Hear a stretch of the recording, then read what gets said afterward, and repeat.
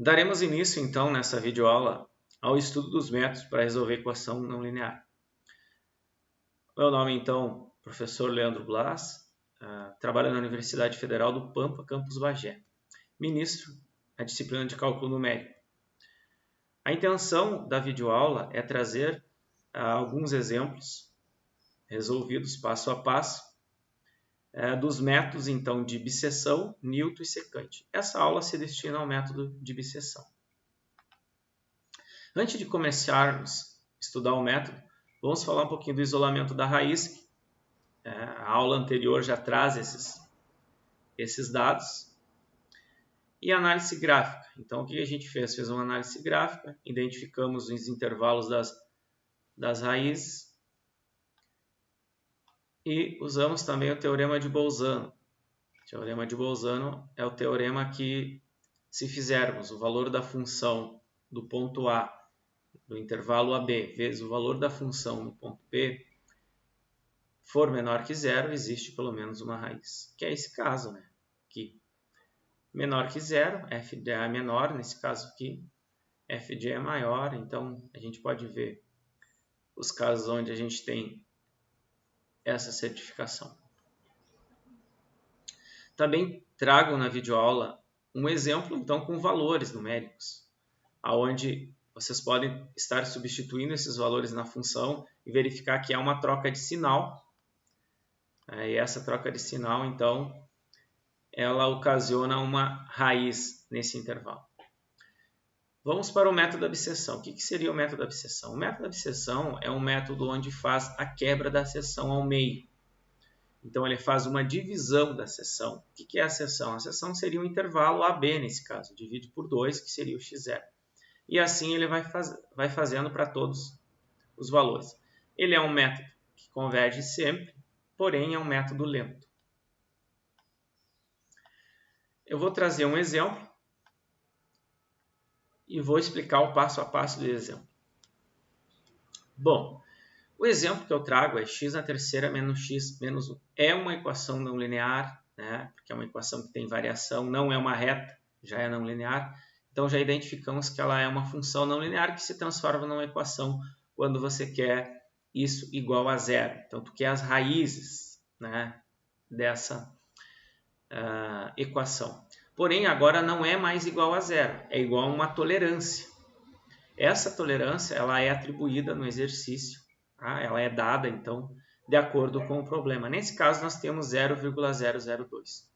O intervalo que eu escolhi é 1 e 2. Não porque o gráfico está aqui, porque existe, né, uma troca de sinal.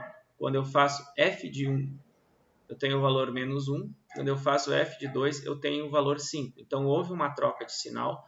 Se eu testar pelo teorema de Bolzano, f de A0, né, que é 1 vezes f de B0, dá menos 5. Menos 5 é menor que 0.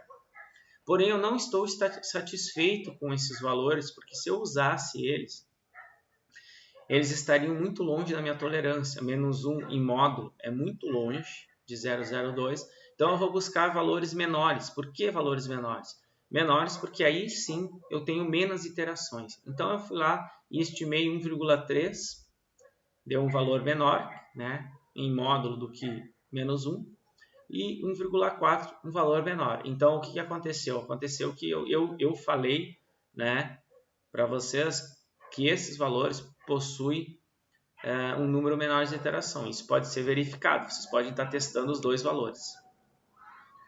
Fazendo o teorema de Bolzano, não necessariamente precisa fazer a multiplicação, só olhar a troca de sinal. Bom, então eu vou começar o processo iterativo. Cálculo da primeira aproximação, onde eu chamo de k igual a zero. E eu vou chamar de x1. Tá? Então eu faço a soma, diminuo, encontro 1,35. Vou fazer o teste. Será que o valor, né, em módulo da função é menor que a tolerância? Não, eu percebi que não é menor.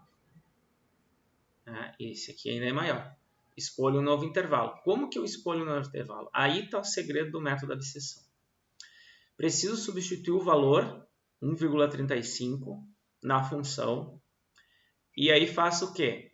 Analiso o sinal. Por exemplo, o sinal é positivo, nesse caso.